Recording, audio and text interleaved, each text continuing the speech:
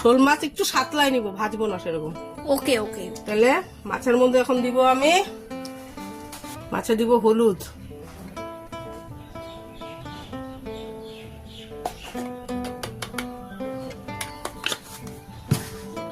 দিব লবণ, এখন মাখে নিব।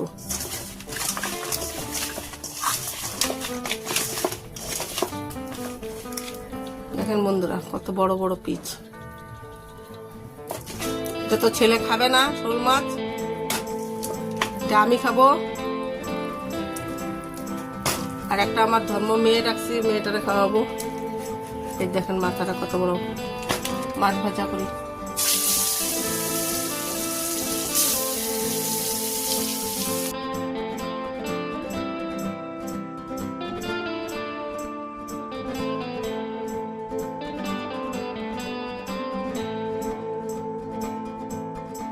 তেজপাতা, একটু ফোড়ন দিব না, এখন দিব আলু। বন্ধুরা দেরি হয়ে গেছে, আলু লাল লাল করে ভাজবো না, মশলা দিয়ে দিব। হলুদ,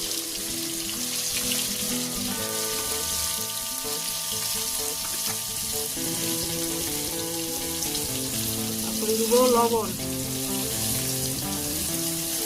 বেশি লবণ দিব না, মাখা মাখা বানাবো তো। তারপর দিব মশলা, এখানে একটা জিরা, ধনিয়া, গোলমরিচ, টমেটো, পেঁয়াজ, আদা, রসুন, মাংস মতন রান্না করবো।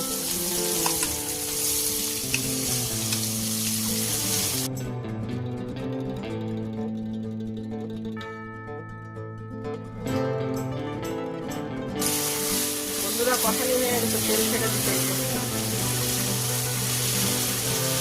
আলু অল্প বাকি আছে, জল দিয়ে শুকনা শুকনা নামাবো, একটু জল দিই।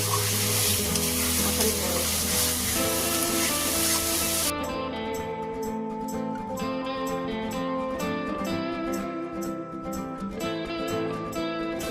বন্ধুরা আমার মাছের তরকারি হয়ে গেছে, শোল মাছের।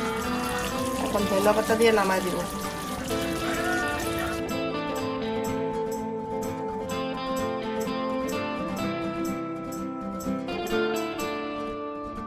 রান্না হয়ে গেছে, দেখেন কেমন হচ্ছে।